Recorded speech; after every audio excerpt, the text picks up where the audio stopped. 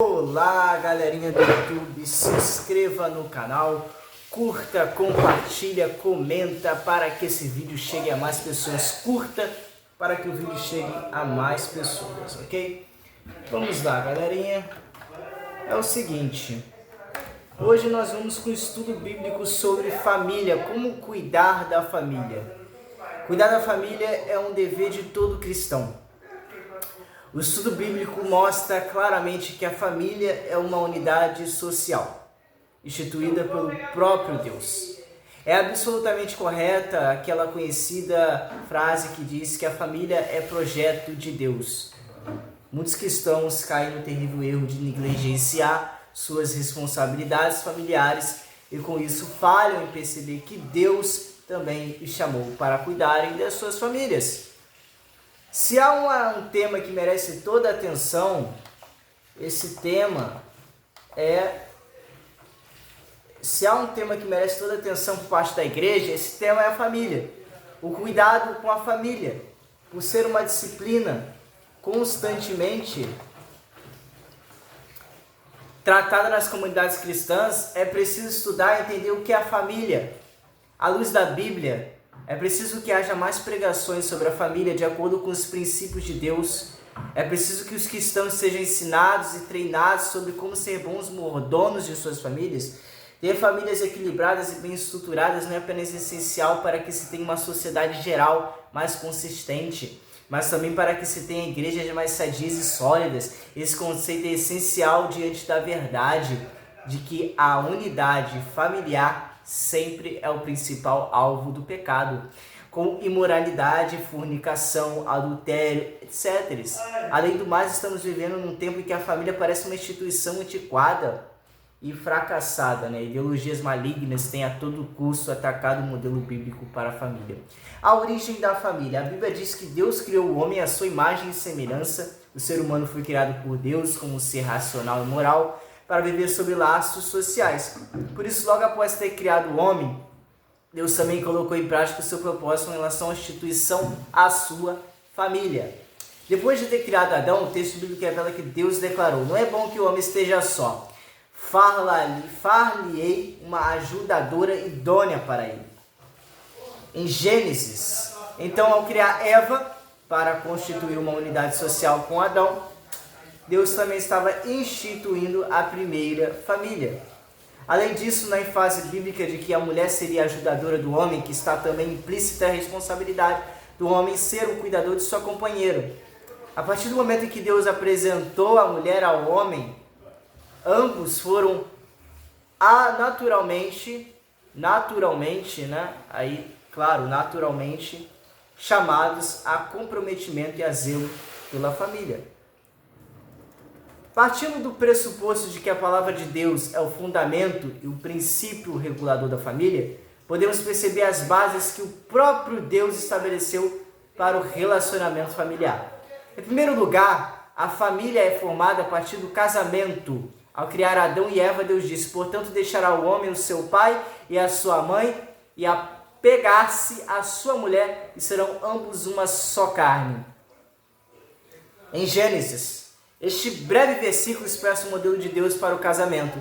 Segundo o propósito divino, o casamento deve ser heterossexual. Deus uniu homem e mulher, monogâmico. Deus deu apenas uma esposa a Adão e, consequentemente, um único marido a Eva. Monossomático, homem e mulher devem se tornar uma só carne, envolvidos numa união física e emocional. Indissolúvel. Segundo o propósito de Deus, o casamento deve ser para toda a vida. A palavra apegar-se sugere exatamente isso. Em segundo lugar, a família naturalmente deve se estender através da chegada dos filhos. Após instituir o casamento, Deus abençoou o primeiro casal para que eles multiplicassem por sobre a terra. Os filhos são amplamente vistos na Bíblia como dádivas e bênçãos de Deus. Em Gênesis, em Salmos, com raríssimas exceções, como problemas de saúde, por exemplo, é esperado porque casais cristãos desejem ter filhos. O texto bíblico mais lembrado quando o assunto é cuidado com a família é aquele escrito pelo apóstolo Paulo aos crentes da cidade de Efeso. Nesse texto, o apóstolo aponta quais são os princípios gerais que devem regulamentar os relacionamentos familiares. Ele fala sobre como os cônjuges devem cuidar um do outro e como ambos devem cuidar dos filhos. Bom, o texto é bastante claro. Embora homens e mulheres sejam iguais perante Deus, a liderança dentro da unidade familiar foi confiada por Deus ao marido. O apóstolo constrói sua exposição sobre esse aspecto do governo e cuidado da família, com base na ordem da criação, bem como considera as consequências da queda do homem, em 1 Coríntios e 1 Timóteo. Paulo escreve que as mulheres devem ser submissas aos seus próprios maridos, e não é submissão qualquer não. Contudo, a liderança do homem sempre deve ser em amor, ou seja, o mandamento é para que os maridos amem as suas esposas. Além disso, tanto a submissão da mulher quanto a liderança do marido devem ser fundamentadas no amor de Cristo. A esposa deve ser submissa ao marido como ao Senhor.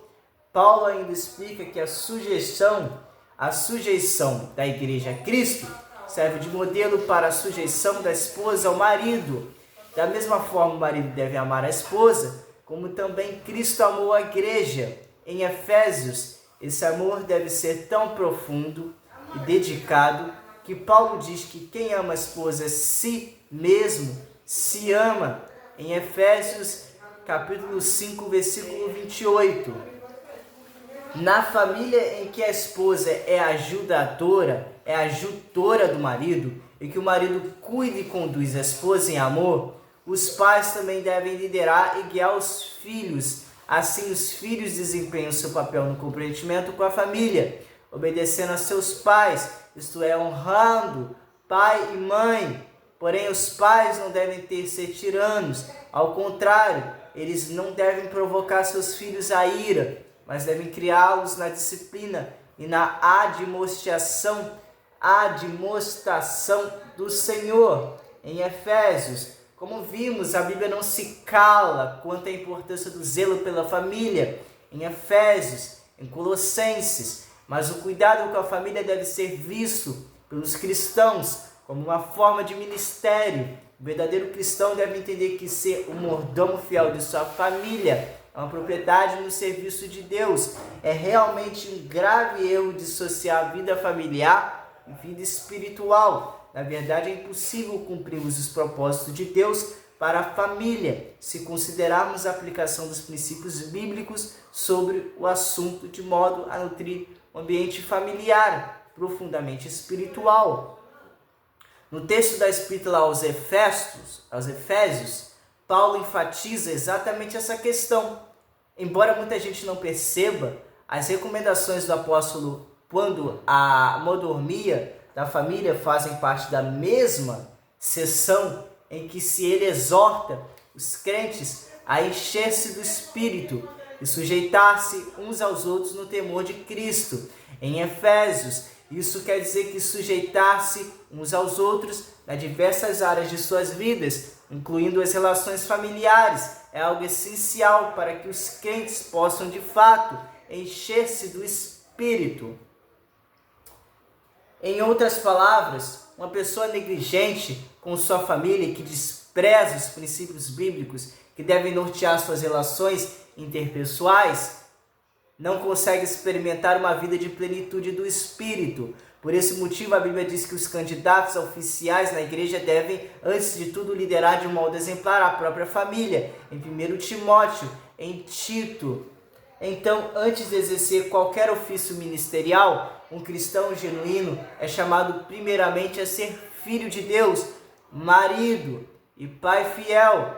Antes de ser mordomo das coisas de Deus numa comunidade cristã local, o cristão é chamado a ser mordomo da própria família. Da mesma forma, uma pessoa jamais será capaz de cuidar da sua família conforme a doutrina bíblica, se não for pela capacitação do Espírito Santo. Por exemplo, uma esposa jamais conseguirá ser submissa ao seu marido, como a igreja é submissa a Cristo. Ou o marido jamais será capaz de amar sua esposa como Cristo ama a sua igreja, se ambos dependerem de suas próprias habilidades para isso. Bom, a recomendação bíblica é para que andemos no Espírito, para que sejamos guiados pelo Espírito, para que as virtudes do fruto do Espírito sejam manifestadas em nossas vidas. Obviamente, tal recomendação abrange nossa vida. Muito bem, galera. Agora eu vou fazer uma oração com vocês. A oração para que Deus abençoe vocês. Em nome do Pai, tá bom? Bom, eu vou ficando por aqui. Que Deus abençoe vocês. Que o nosso Pai Celestial possa trazer muita fartura, abundância. Que nesse Natal vocês esperem o melhor de Deus. Que vocês reconheçam Jesus Cristo como o único Salvador. Que vocês possam se sacrificar por Ele a cada dia, porque é por Ele que vivemos, é por Ele que estamos vivos.